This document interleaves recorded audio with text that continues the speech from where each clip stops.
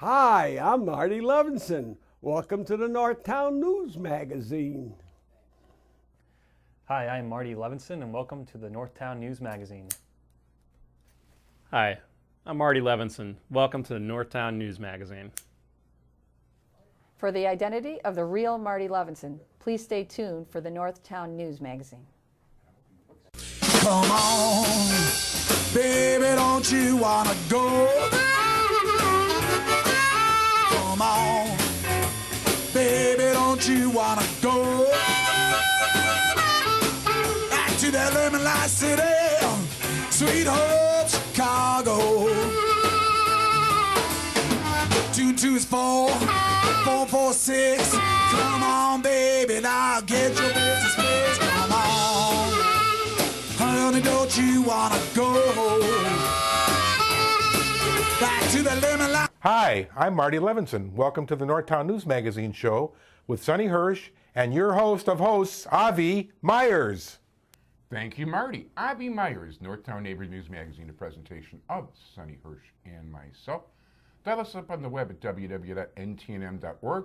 Over 250,000 shows watched on YouTube. You'll find all the links over there. Community Policing, caps24.org. We would like to salute Commander Thomas Waldera, who's keeping community policing going, as well as the entire community relations staff, which is Sergeant Kane, Zelidith Moore, and Mike Stahula. I have trouble pronouncing it, but hi, guys. And thanks for all your help. Any other reminders? You know what? My next guest is the guy who really put us on the map and made us popular. And in the early years of the show, it's like people would see me and they'd say, "Oh, you're the guy on the Bernie Stone show." And that's how I was referred to. And by the way, our other two guests today are one of them you'll see in this segment too after Bernie Stone is Benjamin Woodard of DNA Info Chicago, never been a guest before, and Alderman Scott Waxback of the 32nd Ward will be on next week. And you can catch anything on YouTube at any time. You can friend me on Facebook or whatever else. It is a pleasure to introduce you to the guest we've had on more than any other, Alderman Bernie Stone. How you doing? Not the chairman of anything. No, actually, you're the chairman, chief cook, and bottle washer of Bernie Stone. Oh yeah, right. Okay. So you know what? Let's. I got on a thing on Facebook yesterday. Where there's this whole argument about the Indian Boundary Zoo, and of course some ultra whatever person, animal rights, blah, blah, blah, whatever else. But you know what? We had a real big deal in 93. Right. And that's right just before I became president of the Northtown Community Council, where the Park District wanted to close down Indian Boundary Park Zoo. Now, After what you should have said, after neglecting it for many years, but go ahead. well, and by the way, let's understand that it's the Park District, isn't it? It's the zoo and the Park District that run the zoo. I mean, Lincoln Park Zoo. Lincoln Park Zoo, right. Well, the people who used to come out there to check it out were from Lincoln Park Zoo, under contract with the Chicago Park District.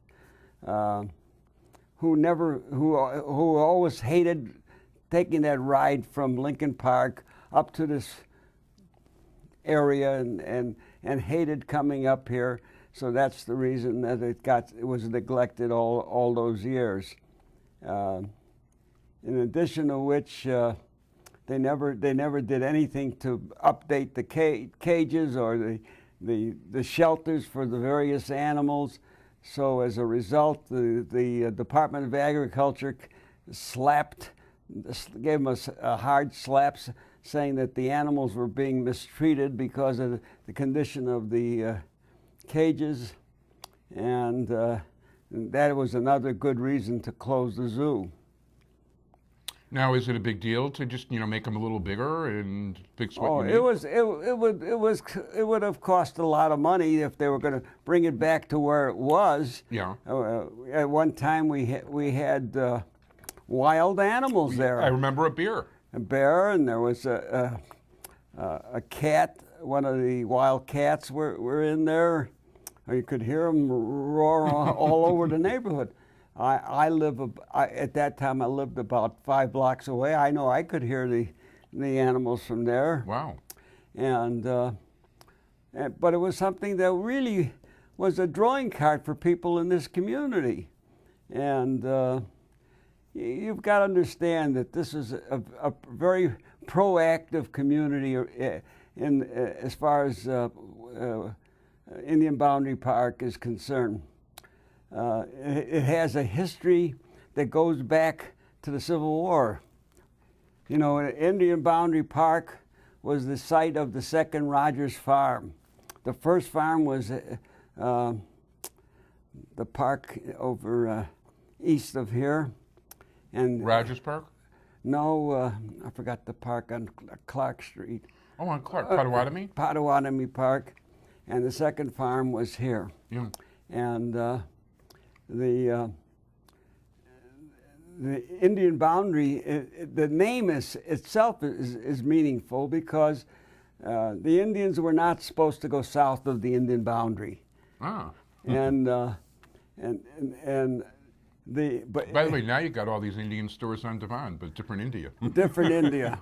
Well, Columbus named them Indians because he thought he was in India in Asia. Right. But, so they called them Indians. But in any event, it would have cost a lot of money if they were going to return it to where it was. So what they did is, after I stuck my 2 cents in it and got them so they had to agree to leave it open, Yeah. they updated the area so it was acceptable for more domesticated types of animal, and the Department of Agriculture found that suitable. This is in the 90s, 93 or so? 93. Yeah. You know, I went to 2 different meetings. One was from the Northtown Community Council. Yeah. The other was from the Indian Boundary Advisory Council. I used to be a member of that. And Both. it was very obvious that the people in the area wanted to retain the zoo. They would like to bring it back to where it was, but I think they just wanted to retain the zoo. And what I did is I went to Mayor Richard M. Daley at the time and told him this. So he said, "Why don't you go see the head of the park district?" At that time it was Forrest Claypool.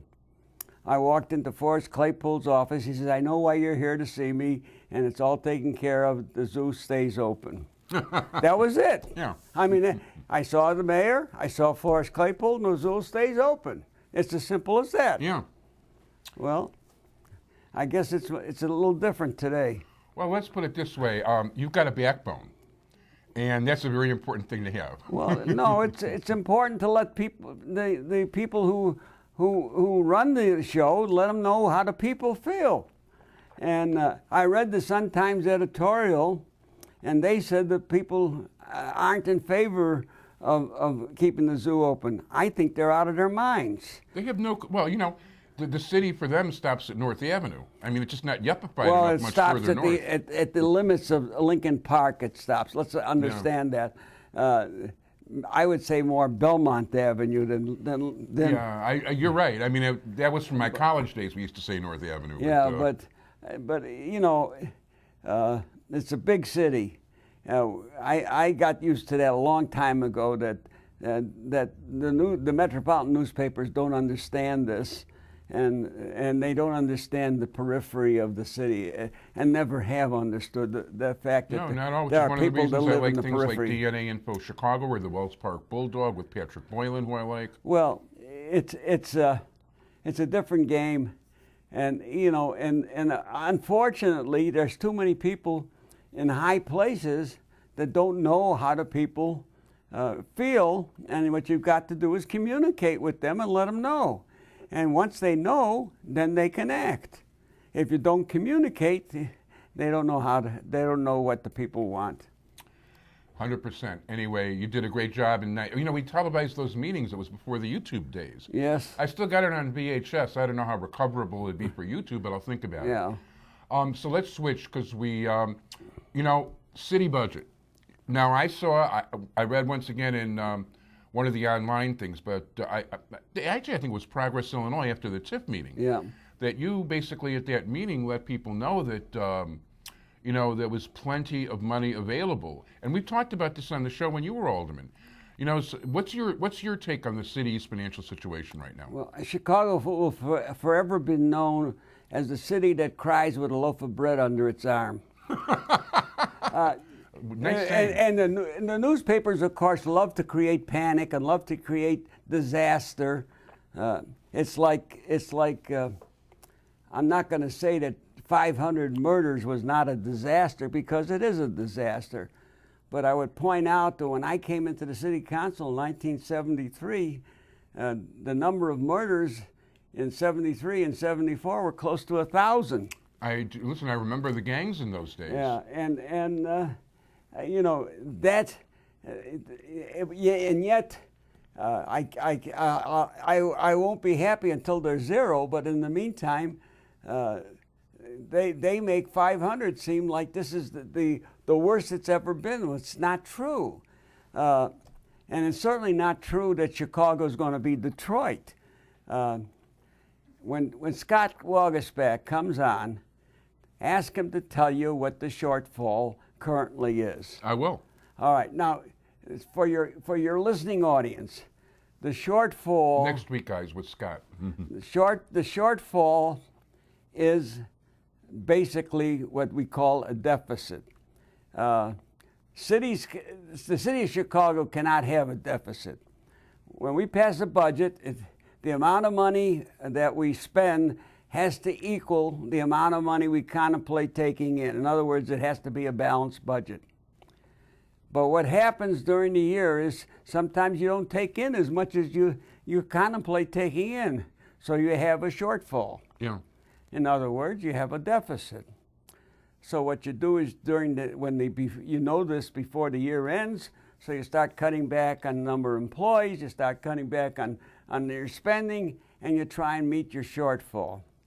Now, during the years I served in the city council, which I left the city council in 2011, the largest shortfall I can remember was over $600 and some million. Yeah.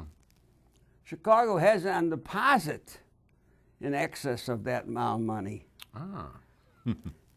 And that doesn't count the amount of money that we have, excess money that we have on hand in tax increment financing money.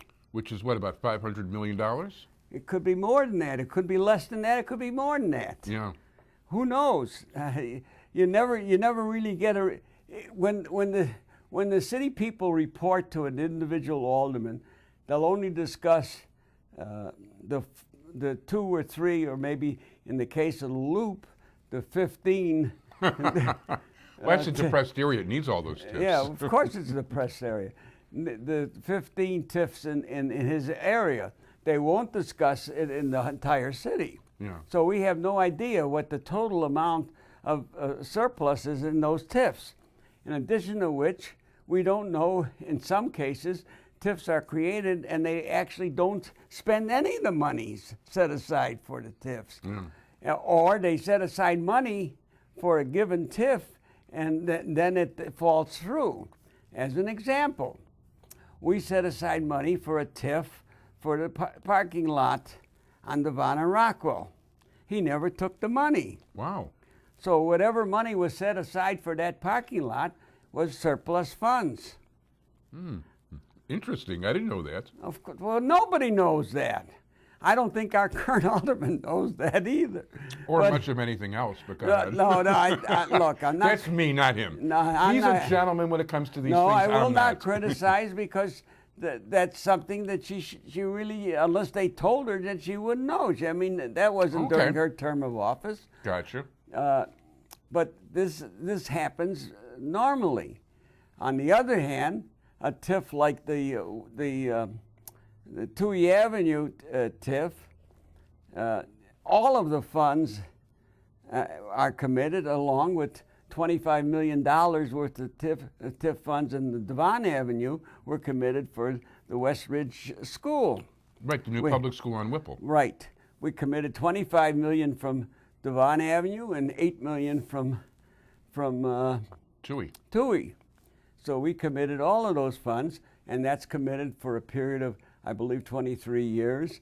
The funds themselves were not used. Yeah. What we did is we borrowed money Yeah. and paid the interest on it Gotcha. from the funds. But then, so basically, you don't use the entire. It sounds like a lot of money when you say $33 million, but you're just paying interest on it. And people are getting to school when they need it. And it was badly needed. There was serious overcrowding here beyond belief. Absolutely. And I fought for that. There was a lot of opposition to it. But in the meantime, the school's been there for almost 3 years.